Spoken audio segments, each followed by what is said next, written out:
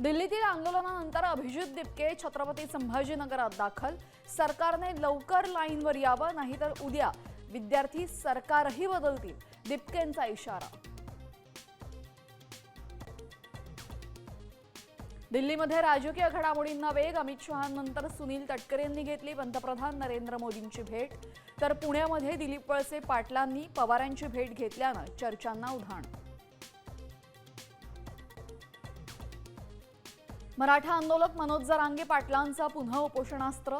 29 ऑगस्टला निर्णायक आंदोलन करणार सरकार। 58 लाख प्रमाणपत्र देत नसल्यानं आक्रमक।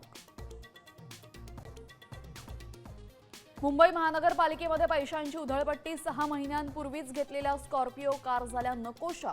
पदाधिकाऱ्यांनी मागितल्या नव्या इनोव्हा कार। आयुक्त काय निर्णय घेणार याकडे लक्ष।